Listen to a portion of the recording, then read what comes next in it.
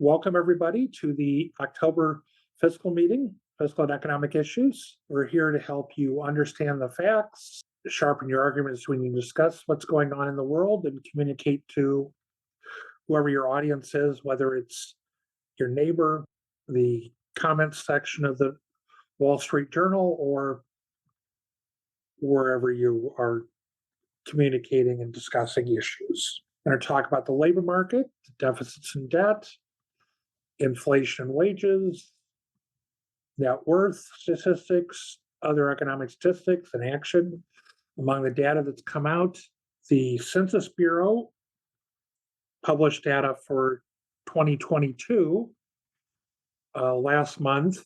And so we're going to have some discussions of what happened in 2022 in the economy. We just finished the fiscal year for deficits, because our fiscal years are October 1st to September 30th. And we'll cover that and what that means. And the reason you remember it's a September 30th or October 1st start of the fiscal year is because we almost had a government shutdown. We weren't funding it, but we avoided it by the skin of our teeth.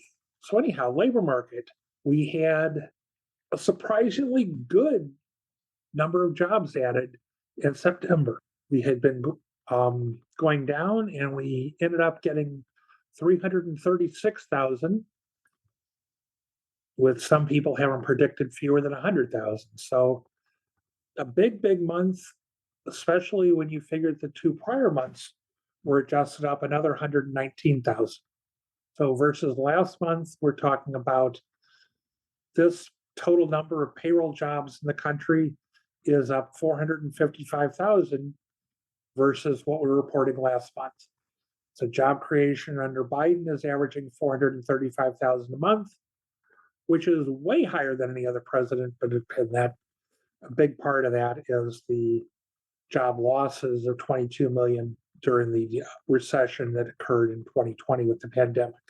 We are now, as of July of 2022, we've crossed over and had record jobs, most ever, payroll jobs, and we're 4.5 million more jobs than the pre-pandemic peak. Looking at job growth over the last 3 months has averaged 266,000. The bars are the monthly, and the line is the 3-month average. We see the 3-month average had been trending down, which was something the Fed liked. We're hoping the Fed doesn't really get upset about this blip up. And I don't know whether this blip up is a function of seasonality with the end of summer and students going back to school and leaving their summer jobs, or what might have caused the blip. And so we'll see as we go a couple more months whether this is a blip, an anomaly, or whether it's the start of a trend upward for additional job creation. Of government jobs, we say it's finally back to where it was pre-pandemic, but it actually never quite got to where I don't know what the 100% is here, February 2020. The census government jobs went way up, and federal government jobs, and they've always pretty much always been above pre-pandemic, where other government jobs, state and local, schools and a number of places like that had to cut jobs. Schools were closed. If they were still employing teachers to teach remotely, they didn't need the bus drivers, the school nurses, the lunchroom help. Government jobs in that levels went down. And again, job growth under Biden, obviously from inauguration, it's huge. But even once we got to where we recovered all the jobs lost in the pandemic, it has still been quite good. And I think 302,000 per month is higher than any other president that we have records for their whole presidency. Obama's second term, we were adding 260,000 jobs a month. Which is a little bit better than the first 3 years under Trump. And then, of course, when we lost 22 million jobs in 2 months In 2020, due to the pandemic, for all 4 years, we had a net negative job growth under Trump. This is looking at the reciprocal of that of unemployment, and we see that the unemployment rate prior to the pandemic was 3.5% for the U3 and 7.0% for the U6. The U3, again, it's people who were not working during the month that had actively looked for work during the month. And it's basically done on the week containing the 12th of the month, where the U6 rate is people who weren't working during the month but had looked for jobs anytime in the prior year, plus people who were working part-time that wanted full-time jobs. So we have roughly 27 million people working part-time, most of whom want part-time jobs, but about 6 million of them, 5 million of them, depending upon the month, are people who are working part-time that would actually like full-time employment. Average of the unemployment rates during years, we see that obviously went way up during the pandemic, has come down, actually, bumped back up to 3.8% in the last 2 months. The population grew, the labor force grew, because as the population grows, not everyone goes into the labor force. We've got people who are students, stay-at-home moms, and retirees. And some of us fall into that latter category. So only an addition of 90,000 people to the labor force, participation rate stayed constant. Of the 90,000 into the labor force, 6,000 of them found jobs, or 86,000 people found jobs. So that the number of unemployed people went up by about 5,000, which basically meant that not a lot of people didn't really affect the unemployment rate, and the not in the labor force is the 215 minus the 90. The population increase minus the 90. And the population is people 16 and over. It's not the entire US population. We're not counting kids preschool, elementary school, and generally freshmen and sophomores in high school. We are counting juniors and seniors in high school and college students in the population, because it's people 16 and above, and there's no upper limit on that. So we count a bunch of retirees as well. Again, if you have questions during this, feel free to speak up. Basically, if we look at prime age people, 25 to 54, which cuts out a lot of people that are at least in undergrads in college, and catches people before they really start to retire. The prime age workforce, employment to population ratio is actually higher than it was at any time during the Trump, prior to the pandemic. So that's looking pretty good right now. The share of women working is at a record level. Concern about what's going to happen as childcare support goes away in this fiscal year, but we'll see. The fear is that this is going to drop without support for childcare. And this is the ratio of job openings to unemployed, and we see that ratio is at 1.5. So there's about 3 jobs for every 2 people who are unemployed, which means that most people should be in a decent position to get a job if they want one, and they're able to work, i.e. they have childcare, they have transportation to get to the job, that the jobs are actually in the geographic location where they're at. Karl, how is the job defined? Pardon? How is a job defined? Is there a minimum wage? I don't know the exact definition. I think it's based upon job openings, job listings.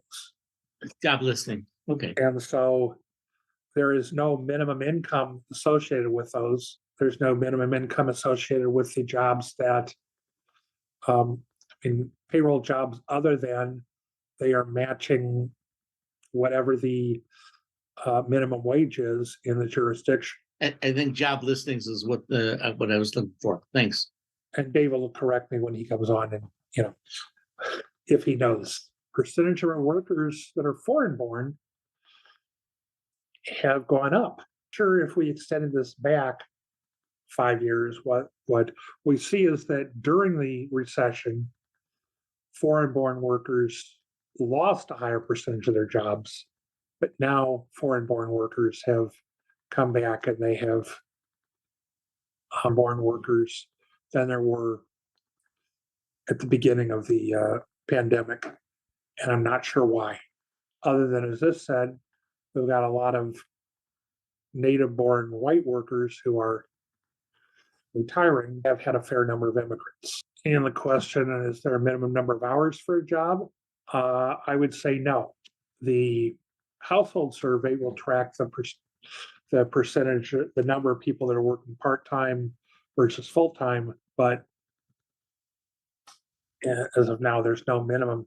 When they're counting payroll jobs, if you work 1 hour in a payroll job, you're considered a payroll job for purposes of the establishment survey. This is showing that we've had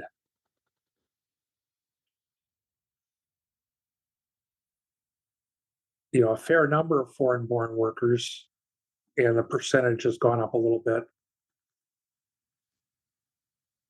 during the pandemic. Probably means that we continue to be a nation of immigrants. During earlier time periods, when the people who were retiring were born and entering the workforce, we had fewer immigrants. I think we had a liberalization of our immigration laws in 65 or so, mid 60s. Excuse me, let me point out that as far as immigration goes, as the baby boomers all retire, we have a very difficult time replacing those workers with our internal birth rate.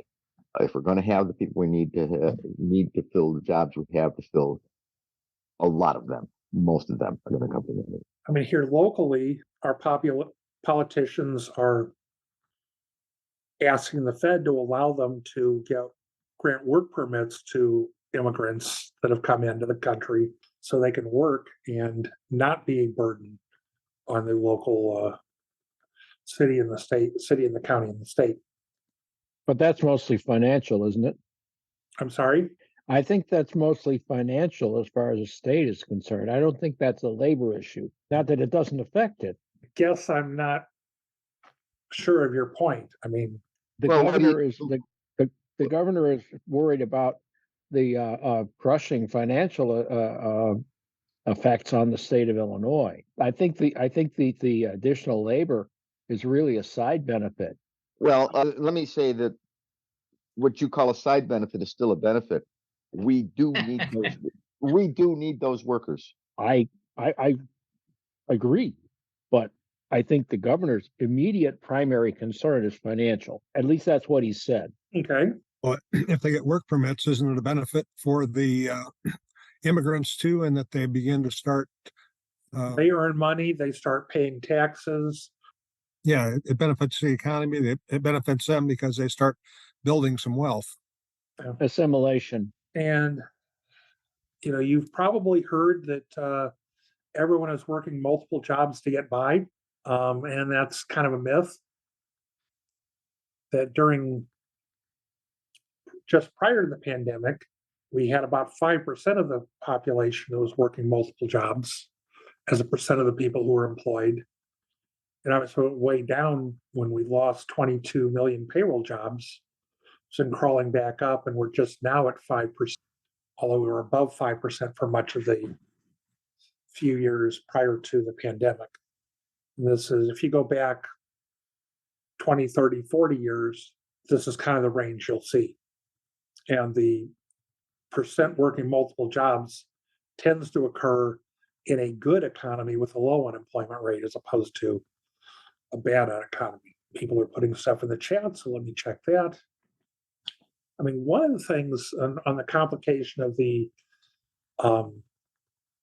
immigrants working is that if they don't have a work permit and you want them to come in and clean your house or do something like that, them getting paid for a job disqualifies them from ever being able to get status here.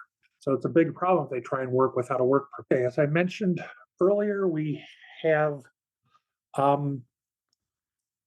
the official data for budget deficits for fiscal year 2023, which ended on September 30th. So we had a $1.4 trillion deficit in fiscal year 2022 and a $1.7 trillion deficit in fiscal year 2023. Spending was down, but tax receipts were the big difference. They were lower by 450 billion, which accounts for most of the increase in the deficit. Primarily, stock prices and capital gains taxes were not as high during fiscal year 2023 as they were in fiscal year 2022. So that's what led to this drop.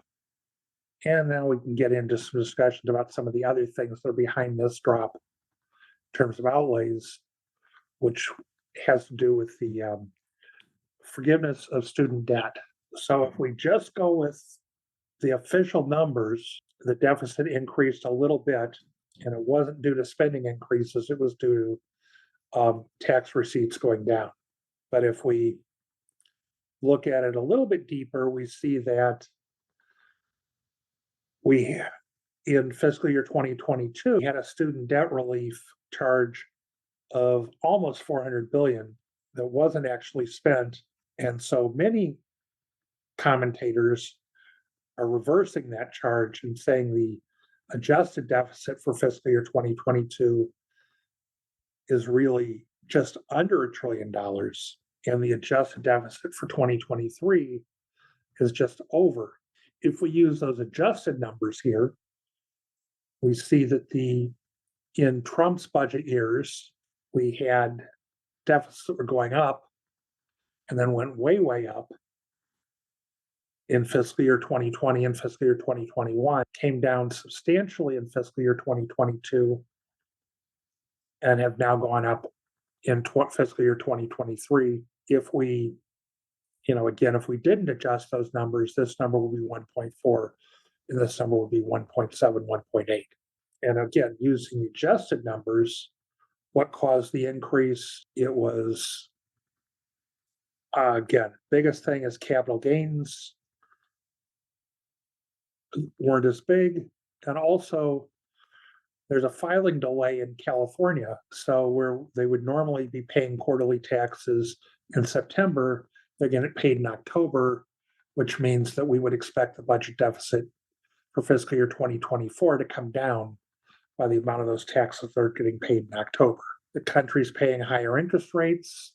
We also have on Social Security, we've got additional people collecting as 10,000 people a day turn 65, as well as cost of living increases. On healthcare, again, the aging population, military costs increased a little bit, and other spending increased a little bit. And a big part of that, which is the bank failures, which are going to be covered by asset sales. So probably not going to end up being a big thing.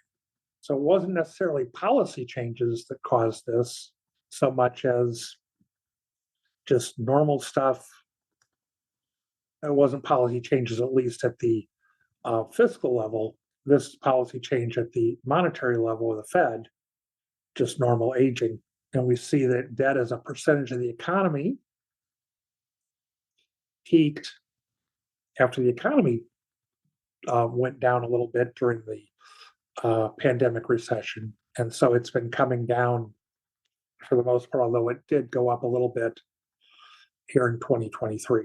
So the federal debt that we owed at one point and approaches our gross domestic product for a year. Is that right? That went over just before the pandemic recession. And again, because the pandemic recession shrunk GDP. Put that in context of something. How much did the pandemic recession shrink GDP? No, over 50 years. I mean, seems like just a large number. Well, again, this is a function of the debt as well as the divisor, the GDP, and as GDP goes down, so generally as GDP is going up, debt as a percent of GDP has been going up gradually. We can look for a longer term series on this to show it. And David, I don't know if you want to take a stab at looking for that, and we can show that data later. Okay, do we have questions on the jobs labor market or deficits in the debt, other than that question of debt as a percent of GDP? And I'm guessing I'm not hearing any. And David says yes. Good evening. All right. Thank you, Carl. See if I can display that graph, but That was sort of 70%, now 70 to 79% in those years after the Great Recession. It had been more like 35% of GDP before the Great Recession. So 35 more or less doubled into that 70 range, and then it went up from about 80% to 100 under Trump. Thanks, David. So 35, 70, 100. Yep. And the graph is included in the chat. You can take a look at it. Keep asking the good questions. We will keep trying to, as you guys have been asking questions, I've been trying to find the specific answers. It looks like the jobs, if you work, and Karl, maybe you've heard differently, but it looks like only if you work 1 hour on a payroll, you will be counted as a job. You'll be a part-time job, but that's usually, we worry about that on the other survey, the household survey, with whether somebody's full-time or part-time. And I think the cutoff is 30 or 35 hours. I think it's 30 hours for full-time, right? yes. 30 or 35. But that is in that link that I sent you guys. There's if you page down when you get there, you'll see a table that's real handy that compares the two surveys. Oh, goody. My Chrome just closed on me, but at least I kept Zoom. Thanks for the immediate gratification, David. I need that. That's what I just live to look this stuff up. It's amazing how easy it is to find this stuff when you search a little bit. Most statistics. But these high numbers, don't those concern us? I mean, look at how they were for the last 50 years, and or is that an issue? I don't know. Maybe it's just not a consequential number. It's interesting. There's a lot of, I guess you could say there's a fair amount of debate about it, but like Japan has a debt to GDP ratio. It's like 250 or something. It's two, almost 3 times what ours is, and they're fine. They have very low unemployment. Yeah, they have slow growth, but they have very low unemployment. I wouldn't want their trade for their economy, but I mean, they're not in an economic crisis, and they have a 250% of debt to GDP ratio, or higher. I think the issue here is as the interest rates go up, the worries about the impact of the debt are larger. When interest rates were low, I don't think many economists were really worrying all that much about the debt. The point is that if inflation outpaces the interest rate, then over time the debt just melts away. But when interest rates are high, that's less likely to happen. Ed, I think you really nailed it. Last thing I am concerned about is the federal debt, but inflation is on my agenda, of course. Mm-hmm. Right. And one funny thing here is that the debt to GDP ratio that people worry about is you're using nominal GDP in the denominator. You're dividing the debt by the nominal GDP. So when you have inflation, that nominal GDP growth is very fast. Like if you take, normally what you hear in the news is the real GDP growing 2.5%, 3%, whatever that number is.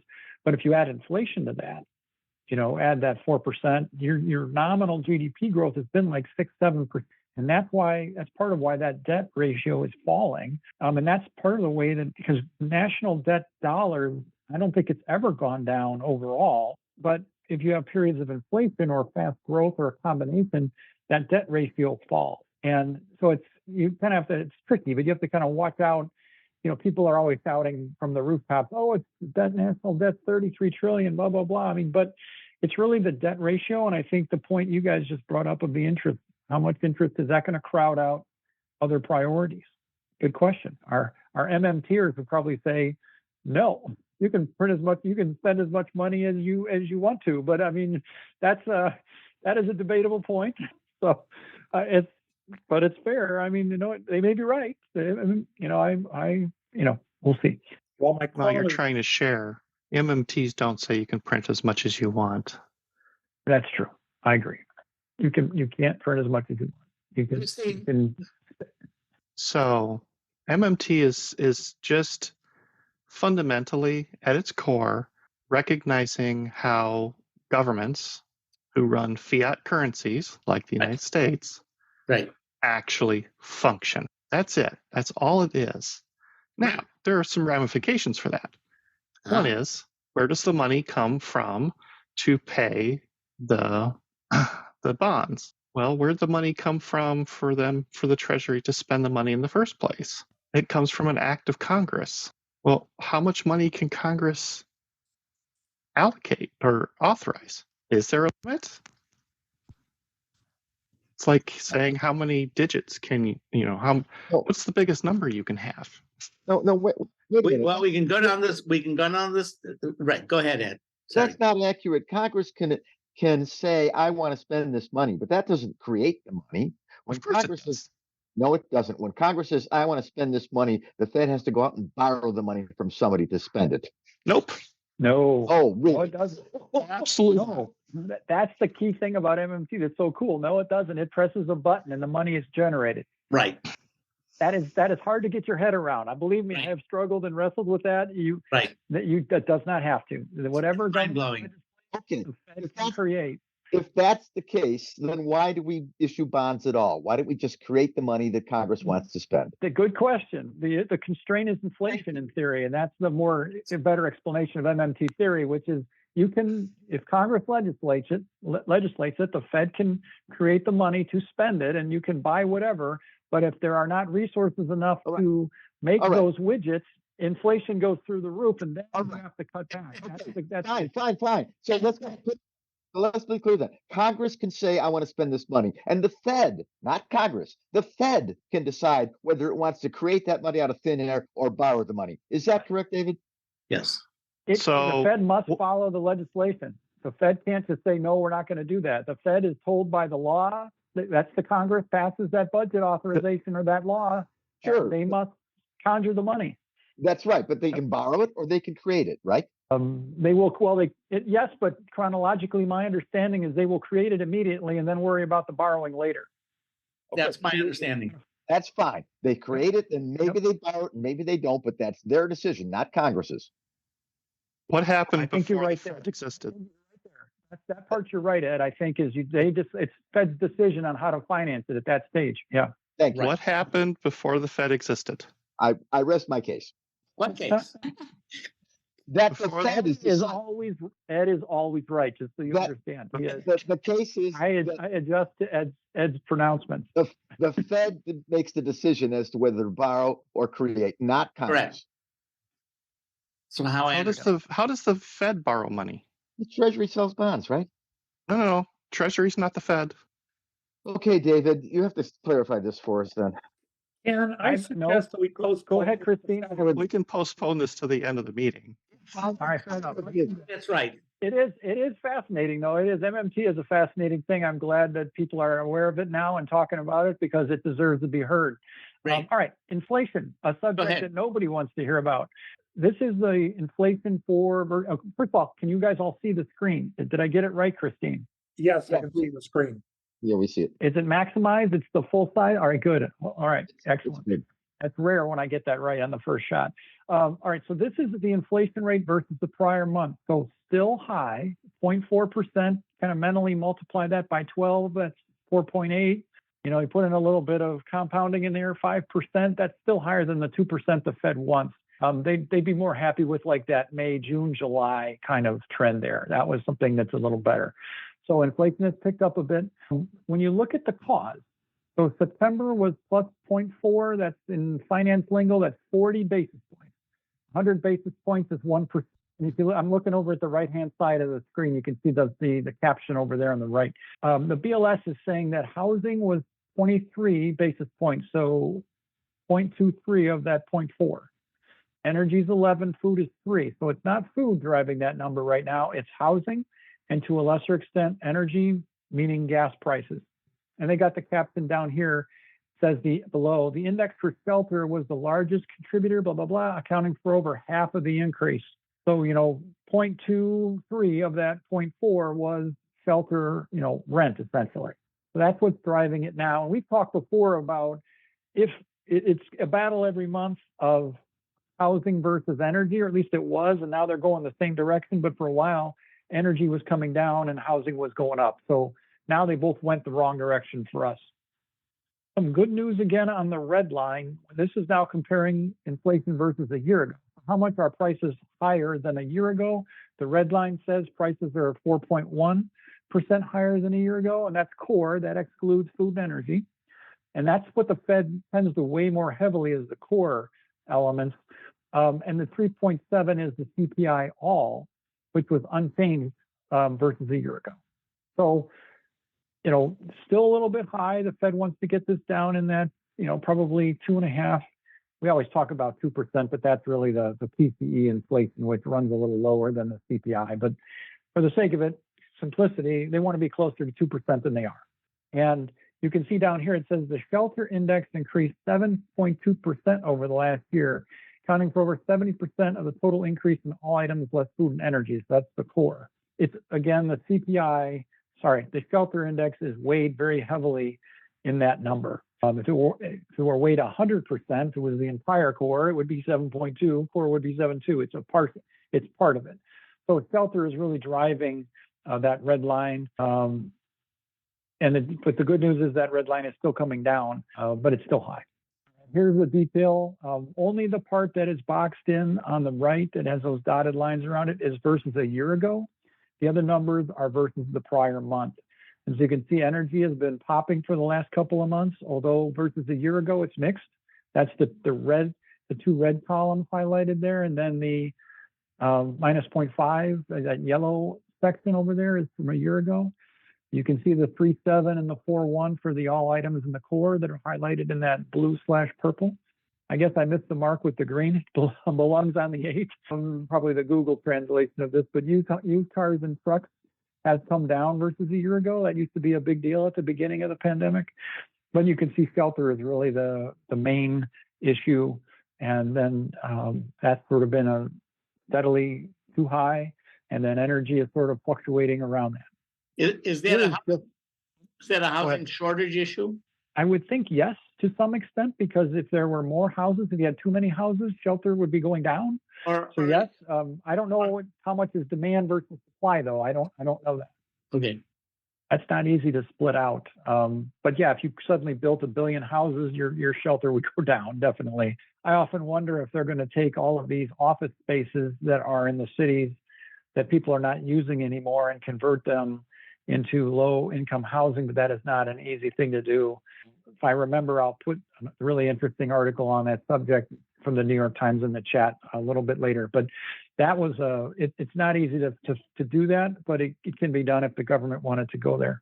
So if you just look at CPI and you take rent out, kind of what does it look like? And so this is latest reading would be 1.99, would be 1.2. Sorry, would be 2.0. 1.99 is 2%. Oh, sorry. It would be about 2%. So that is sort of where the target is. One of the things that Paul Krugman likes to do is he has this, it's really funny if you look at it on Twitter, it'll give you a laugh. He has he does this chart where he says CPI and he's like, less shelter, less food, less energy, less used cars. And everybody ridicules it and says, well, if you take everything out of inflation, of course it's zero. But it's a little more complicated than that. But when you look at this, you see you see how central rent is to this equation, if you hadn't seen it already. Good news on the wages. Wages have still grown faster than inflation if you go back to pre-pandemic, up about 21% versus February 20. And when I say wages, this is the hourly wage rate. So this is dollars per hour for the production and non-supervisory workers, which are about the bottom 80% of the private sector workers. So it's not distorted upward by the richer management. It's actually that bottom 80% or so group, which has very high wages historically, which I'll share in a minute. Now, it's true that during the Biden administration, the wages have actually, the inflation has grown a little faster than wage, but I'll show you a couple of charts that will make you less nervous about that. And here's one of them. This is the real wage going all the way back to 1960 for the same group, the production and non-supervisory employees. And these are all in September 2023 dollars. So every year has been marked into the current dollars so that you can see it.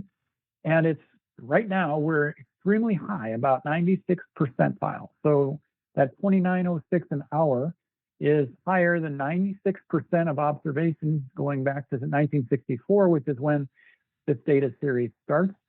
And you can see this long arc that it's gone through, how it fell from the early 70s all the way into the mid 90s and has been going up ever since, back to kind of where it was in the early 70s. And Biden has been, throughout his administration, has been right near the top of that curve, or that line. Let me show you the next slide. This slide right here is zooming in on that upper right corner of this slide you're seeing now. So Biden has averaged about $29.15 an hour during his term in current dollars, and Trump at $28.26, just to give you a little comparison there. So about $1 more an hour under Biden, adjusted for inflation. And this has been very distorted by this peak that we had during the recession, where all these lower earning workers, those bar and restaurant workers, lost their jobs disproportionately, while higher paid office workers kept their jobs. And so that hourly wage spiked up. That isn't a sustainable thing, and it's fallen down, and now it's trended down, and now it's sort of working its way sideways. But you can see from about early 2022, maybe what is that, May-ish, it's been coming up. The real wage has been going up since about May of 2022, so more than a year. It's been on sort of an upward trend and down a little bit these past couple of months because inflation popped back up again. Remember when I showed you this, real wages were definitely jumping in that May to July timeframe, and now the real wages probably fallen a little bit August, September, because inflation was so high. But this is something to be proud of. And what you hear in the media is mostly like from Biden. If you look at the beginning of 2021, yeah, that real wage is down, but come on, people, it's the highest of any president, by the way, and it's extremely high historically. So here's the presidential comparison. Biden is the champ at $29.15 an hour. And this goes in reverse chronological order, thanks to Karl, to make it a little easier to understand. So we go backwards from the current president to each of them. And Biden is number one. Historically, Democrats average just slightly higher. Those of you that come to these meetings know that Democrats usually outperform Republicans by a lot on almost all the key measures. But here, I think because of Ford and Nixon and Trump, you've got some Republicans that had very high hourly wages, while Clinton was down here in the dumps and was in there for 8 years. So this is still Democrats' advantage, but very narrow. And then the average for the last 5 years under Biden in 2021, we actually had the highest year of any year, the historical record. And you would imagine that's the case. Biden's in here, 2021, extremely high. Trump only caught this peak for a very short period of time in his numbers. So 2020 is close, 29.33, only 7 cents behind, but Biden still got the record. Does all that make sense? A lot of data to throw at you, but I mean, real wages are a huge winning story, and the media has been all about this little drop here, and they're ignoring the fact that we're up in this corner. The real wages are tremendously high, and that's part of why we have a boom like we have right now. People have got money. They may spend it all on Taylor Swift tickets, but they've got money. That's for sure. You can't have a Taylor Swift without anybody having any cash. I mean, it doesn't work. That's right. Let's pause here. I think we went over our 8 o'clock. Let's see. So no, we're not yet. Actually, we're making really good time tonight. Karl, I suggest we pause here for 10-minute restroom break.